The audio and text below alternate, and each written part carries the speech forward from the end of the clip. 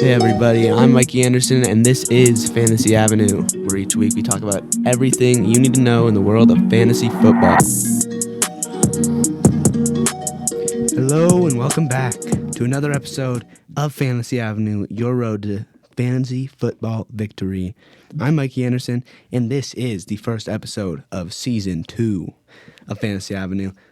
Glad to have you back. I'm glad to be back. Glad to be back in the studio, coming at you with another season. It's been about 3 months, I believe, since the last episode came out right after the Super Bowl. I'm happy. I'm happy to be back. I needed a little break. There was a lot up in the air of just, how I wanted to go forward with whatever, doing the podcast, whatever. Still a lot up in the air. A possibility of losing the man, the myth, the legend, Adam, who has helped me grow this podcast and just been my mentor through the podcast. He'll be moving this summer, so I don't even know. We don't know what the future of the podcast is. I'm unsure. So I had to just get in. If it's possible that we're gonna have a longer break, if it's possible I have to buy my own equipment because I've been using Adam. Shout out Adam. There's a legit possibility that it'll be a long time before we have more episodes. So we wanted to get a couple preseason ones in way before, and then if this is the last episode until we're into the football season and I have to miss the preseason of episodes, I don't know what's gonna happen. I'm glad to be back in. It's just up in the air, but it's okay. There's a lot up in the air. There's a lot of things that are gonna happen in football and in life, and I want to just get right into it right away because I also don't have very much time during this episode. I gotta go to a dinner, so let's hustle. Let's get right to it. This episode is gonna be all about big news in the offseason, primarily free agents. We'll also have a draft episode coming up. Those are the two big episodes that are going to happen before I know anything that's going to go on with the future of my podcast or whatever. I'm going to get this draft episode done, and I'm going to get this free agent signing done. I'm looking right off the ESPN website. I'm going to be basing a lot of this on just the top players that ESPN has quoted as the biggest fantasy moves. And then I'm going to just decide, without reading anything that ESPN has directly written, I'm going to decide how I believe the impact the player will have on the team that they signed for. I'm not sure how many players. I'm just going to go right through it. There's going to be no organization. I'm just going to go down the list. I'm going to look at these websites, going to find the biggest pickups in terms of fantasy value. So not a lot of defenders are going to be on this list because individual defenders do not have a huge impact on the defenses they play for in terms of fantasy. It's a cumulative effort for defensive players in fantasy football. But for offense, we're going to have some big guys. Let's kick it off right away. This is the biggest signing in the offseason, biggest signing in God knows how long in terms of impact. And it's a lot of similarities to possibly the Broncos of last year. We have Aaron Rodgers going to the Jets.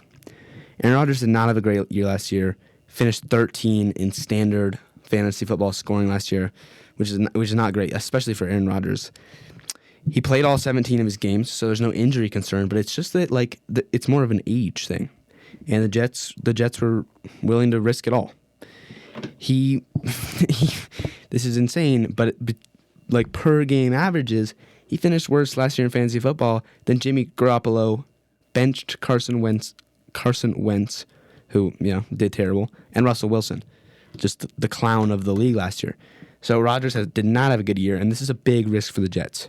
Now he's still 2 years prior to just a couple years ago, he was the NFL MVP. So it's not like this is impossible for him to do, and I believe he'll have a big impact. He's definitely going to go overdrafted, and I want to say that right now. Everybody's going to be hyped on him. They're going to be riding the Aaron Rodgers wave, and I'm not sure how it's going to work out. In terms of the players on the offense, like Garrett Wilson, Jets receiver, they're going to be in for a lot of a change, and it's going to be positive because they at least have a competent quarterback who wants to throw the ball. Whether he's going to be putting up stats like Russell Wilson did last year that weren't great, balls are still going to be thrown towards these receivers, and that's a big deal. Unfortunately for Aaron Rodgers, I think it's too much hype. I believe it's going to be the same scenario as it was for Russell Wilson last year in the Broncos, where people are writing the Jets as a Super Bowl contending team, and you just can't. It's really hard for that to just go from nothing to greatness in 1 year. I believe in my Broncos that they're going to turn around this year, but I do not believe that, if the same thing happened again, I would not be so keen on the Broncos. And I'm not keen on the Jets because that's too much to ask. Maybe he'll play well, but I think the odds are that people are going to be drafting Aaron Rodgers and these Jets receivers who are unproven way higher than they should be. and the offense is kind of going to sputter and fail. That's just what I believe. It's still a huge deal. They're still going to be better. Aaron Rodgers will have a better season than last year, but I believe he will be overdrafted. Another big quarterback news we got, moving on to Lamar Jackson. Now, he didn't move anywhere. It's pretty neutral fantasy impact because he's just staying with the Ravens, but it's big for all the Ravens because it was scary. It was scary for Lamar Jackson, not knowing where he's going to go in terms of fantasy value, and it was scary for every single Ravens player, like Mark Andrews, the tight end. What will they have? Now, the Ravens also picked up Odell Beckham Jr. You know, every player in the Ravens, I believe, will just have the same impact, fantasy value they did last year. And I will be talking about them. I will be talking about OBJ later, in later episodes. But there's really not a lot to report. It's just like, okay, it's good. Lamar Jackson will continue to have a strong case to be a top 5 fantasy quarterback next year. There's nothing that's scary there. It's more of a relief for every Ravens player on offense that they can continue to do something. Other big quarterback news, not as impactful, but Jimmy Garoppolo to the Raiders, just absolutely suck at Raiders. Terrible pick. I don't know what you guys are thinking. You went from Derek Carr to Jimmy Garoppolo. It's just mid to mid. I don't know what the Raiders think they're going to do.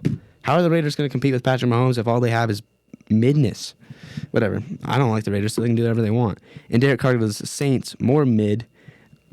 It's just like, okay, not a lot of players on those teams are going to be very impacted at all. Whatever.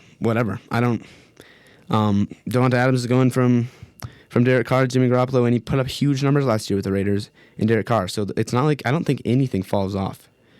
Jimmy Garoppolo and Derek Carr will both be probably quarterback. They'll be bench quarterbacks this year in terms of fantasy. You can start them when you need to. It's very similar that I don't see a lot of change, and there's not a lot of like, wow, that's awesome. It's kind of like, yeah, okay. Let's go to the running backs. Big running back news. A lot of movement about like the second tier guys, So not the absolute stars, but the second tier dudes, a lot of movement. First off, Ezekiel Elliott, going to cut it short and quick with him. He's gone. Tony Pollard, big up. Now, I don't want you to overdraft Tony Pollard, but Tony Pollard is going to be one of my main guys this year because his big brother just left the house. He's ready to go. He's ready to play. He's going to get the Xbox. All he wants, if only, whoever's their coach, Mike McCarthy, if only Big Papi Mike McCarthy lets him have it, which I think he will. So I'm big on him. You want to go game? Game with Tony Pollard. Let's go. Miles Sanders to the Panthers. Shout out my Panthers, even though they're not my team. I don't know why I just said shout out my Panthers, but shout them out anyway because they got a baller, an underrated baller, somebody who I think can be like a number 2 running back on your team, somebody who's going to catch a lot of passes. All right. He's not insane, but I think if he's used the way Christian McCaffrey was used, his receiving skills can come to the forefront and become something that is pretty important. And that's a lot of especially in points per reception leagues, PPR leagues. Catches count, and especially for running backs, that's what put running backs the highest scoring player every single year. Running backs are always leading the pack because running backs who get 1,600 yards on the ground, score 10 touchdowns on the ground, and then go and catch 800 yards worth of passes on 100 catches like Christian McCaffrey's done, it doesn't even make sense. It's receiver and running back like combined, and you just call it a running back, even though they catch the ball more than they run. It's awesome. We'll see what happens. Christian McCaffrey, by the way, he's going to have a big year too, let me tell you what. But he's not a free agent, so we're not talking about that right now. Yeah. Also, these free agents, I just realized Aaron Rodgers was not a free agent. He was traded, whatever. These are trades, free agents. These are moves that did not involve the draft that happened this offseason. Pretty basic, whatever, okay? Don't you be coming at me. Okay, let's go. Another guy I'm really looking at is Jamal Williams. Jamal Williams is my favorite dude. He's so good. I don't even know what the Lions... I think the Lions picked up David Montgomery because they lost both DeAndre Swift to the Eagles and Jamal Williams to the Saints. I'll come back to Jamal Williams real quick in a second. David Montgomery has been kind of a mid-tier fantasy running back. He's going to the Lions, and now he's really going to get like a bulk of the carries. The Lions are going from a 2 running back to a 1 running back system. Look out for David Montgomery to at least get some carries. I think he's going to have a Najee Harris impact where he doesn't get a lot of yards per carry. He scores a fair amount of touchdowns, but he just gets the ball so much that it makes him good. Those 2 players I was naming, we have DeAndre Swift, didn't know his name. He also went to the Eagles along with my best friend, Who is it? Rashad Penny. There we go. Dude, you can tell I'm just scrolling through his website trying to find names and just talking out my butt sometimes. It's okay. Rashad Penny, we have 2 running backs going to the Eagles. Honestly, I believe both of those guys are going to be better, right? DeAndre Swift's going to get more carries than he did going up against Jamal Williams. And Rashad Penny's just finally going to get a chance to touch the ball. But neither of those guys are going to be running back ones. They're not going to be your star running back on your team because they won't get as many carries because they're not in a one running back system. So you got to look out for that. It's the same, but they're both going to be positive. It just won't be as positive. Same with Jamal Williams. Now, this is kind of disappointing. He's gone to a place that has Alvin Kamara. Now, I'm really high on Jamal Williams. He's one of the funnest players in the league in terms of just watching him. His like anime thing he does. You know how he does like, has seen the Pokemon video where he's like, Pokemon? You don't know nothing about Pokemon. You calling it Pokemon? He's such a funny dude, and he's a beast. He scored 17 touchdowns last year on the ground. Like that's sick. He's a god. He's probably not going to score that many touchdowns. You can't bank on that, but he's going to have a good year. The only thing that's going to slow him down is the uncertainty with Alvin Kamara. Just like Alvin Kamara's injuries, his like weird thing happened in Las Vegas last year where he like punched that dude.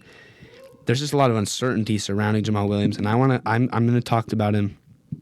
He was like a top 5 running back for me ending the season last year, following with Tony Pollard. Tony Pollard moves up for me. Jamal Williams moves down, but I still believe Jamal Williams will finish inside the top 8 to 10 this year. I believe Jamal Williams can be the star running back on your team. He can be your running back 1, as it's called in fantasy football. He'll get the carries. It's not like he's going to lack the carries. Okay, let's move to the receivers. People who won't lack the catches. First of all, DJ Moore traded to the Bears. Now, a lot of stuff happened with the draft with these trades.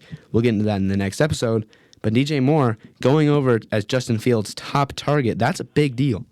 Now, Justin Fields, that could open Justin Fields in terms of his passing game developing because he's a beast when he runs the ball. I relied on this guy to win my league last year. Yes, sir. Big Dog Mikey taking first place because of Justin Fields running the ball. He had a couple weeks. Didn't he have like 2 out of 3 in like a 3-week span where he's topped 50 points or something crazy like that. It just makes no sense. Imagine if he can throw the ball to people who can catch the ball. Now, it's going to be on him, but now he has a real wide receiver 1 in DJ Moore coming from the Panthers who can ball.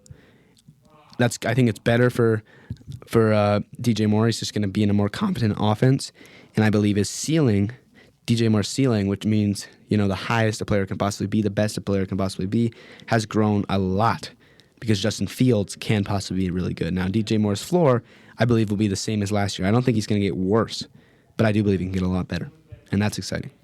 That's a lot of value when that stuff happens like that. Let's look at what else we got. We got Brandon Cooks to the Cowboys. Yeah, Brandon Cooks is always he just always looks good. He just doesn't look great, Juju Smith-Schuster to the Patriots, definitely a drop-off. Whenever you go from Patrick Mahomes to anybody, it's going to be a drop-off. OBJ, that's big for him. I mean, he hasn't been in the league, so obviously it's going to be a big move for him in terms of positive. The Ravens receivers, I'm looking at the stat right now, had the fewest receiving yards, targets, and receptions in the NFL last year. So Odell Beckham Jr. should help Lamar Jackson. Odell Beckham Jr. should have a mid-season. I don't believe he's going to have a great season, especially coming back in the league for the first time in a while.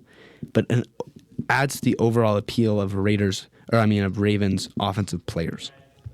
All right. Who else? Anybody that I'm really looking at? Allen Lazard to the Jets.